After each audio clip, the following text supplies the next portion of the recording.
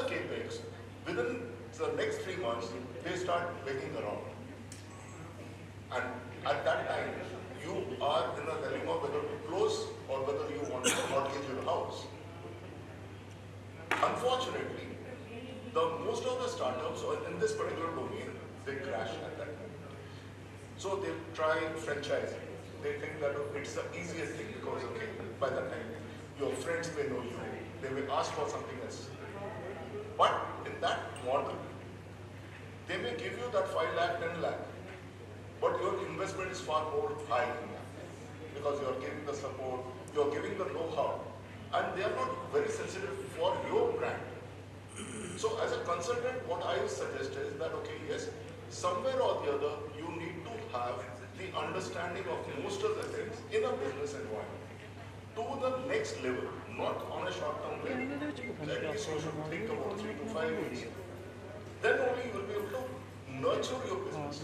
Otherwise, you will not be able to nurture the business. It may be a franchise route is one of the channels, but ultimately he has to survive this particular first 3 years or 4 years before he can start thinking of maybe the expansion mode through franchising. They may be coming in that model. Absolutely right, absolutely right, sir. Thank you so much for sharing this great. So I have one question, Mr. Avik, for you. Since you are into data and AI, right? With access to data, AI, and real-time analytics we have, so how the propositions have changed in the consulting? Yes, so in data and AI, we are seeing a lot of interesting things on data and AI all across. Let me also take the example maybe of your venture. So I was really interested to see your venture, the jungle activity venture, which was very interesting as you saw. There's a huge market that you see. There's people who are doing marathon. Then there is Ironman. Yeah, Ironman is a lot of events. lot of people doing it, but I think Ironman will be maybe 5% of what people do in marathon because it's much more tougher. But I think what your one brings in is a lot of fun element, a lot of team building element, which is missing in a lot of this. So actually, you have a huge business potential on this. How do you do about doing this in a more structured manner? I think that is where you can look into many of these aspects and look into, say, the number of people coming into these marathons, and what sort of analytics can you bring into the data from there. This is a very unstructured domain. Yeah. And then use data to understand those behaviors, understand where the market lies, understand the terrain of people all across India. Because jungles are a very good area also. I was really very fascinated by what I saw there, bringing the aspect of wellness into the whole thing, the team building. So you can use analytics across the whole process, and it's not only for adventure sort of activities, also for traditional industries where we see businesses are generating huge amounts of data over the years. Now, how can we make value out of data? I think that is where the crux of analytics and AI come in. So in one of the previous panels we saw, in the last 2 panels we had people using AI in their businesses, and it is becoming big in any way. If you have any data, how can you use it to make your processes faster, processes leaner? And that is where I think the advent of the data analytics and AI comes in.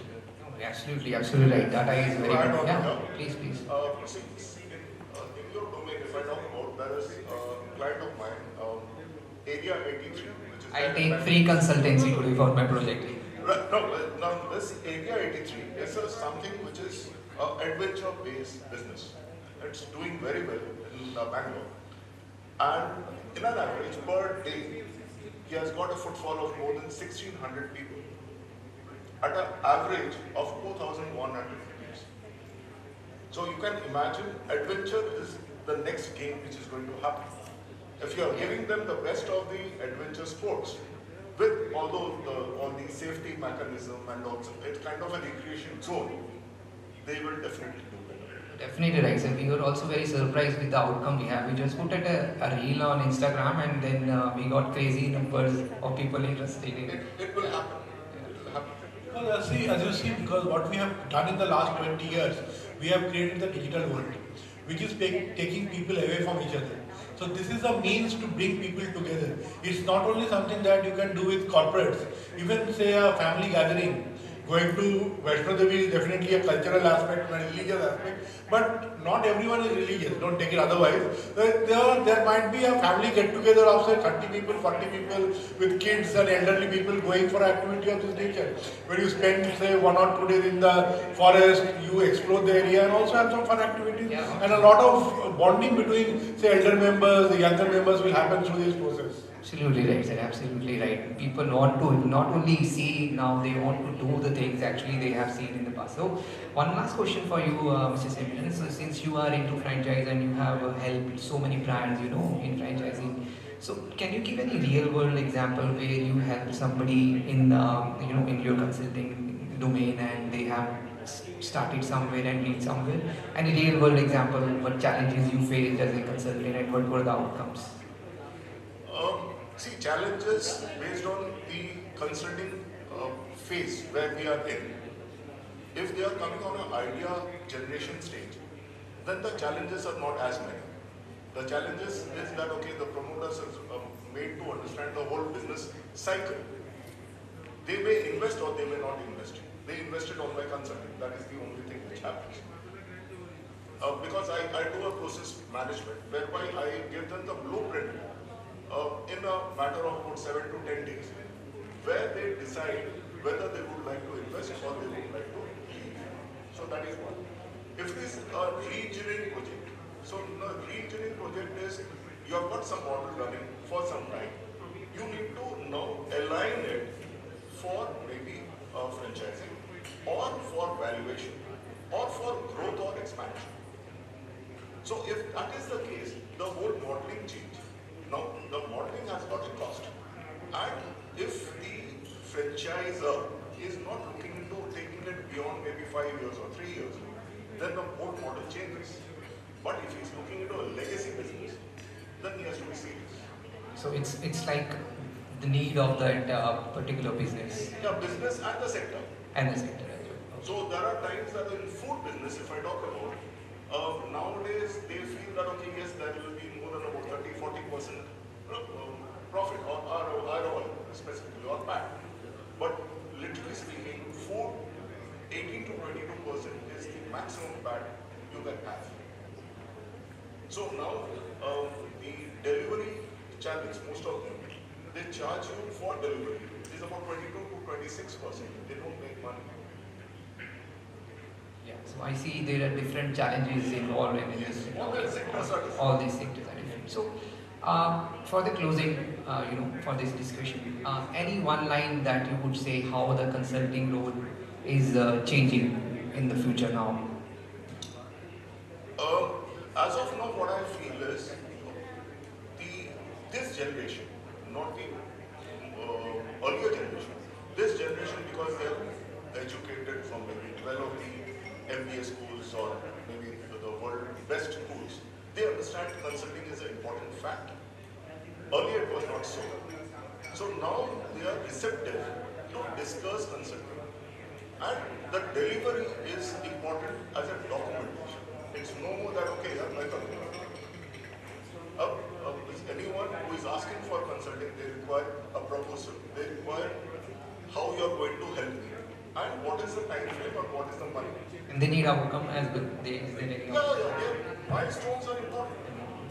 Earlier it was not the milestone. And in this model, we need to also consult them to the extent that the conversion or maybe the lead generation is a separate business altogether. So earlier it was something like you get me a franchisee, you take your cut. So now the consulting has matured to the extent that yes, they would like to come to that particular SOPs, brand identity manual, how to go about, how to discuss, how to engage. So they understand that lead generation is a separate game, and this consulting is a separate game. The game has tough now for you now. But see, in consulting, if you are looking into serious consulting, there are not many people those who consult in franchising domain. But on a lead generation, there are many.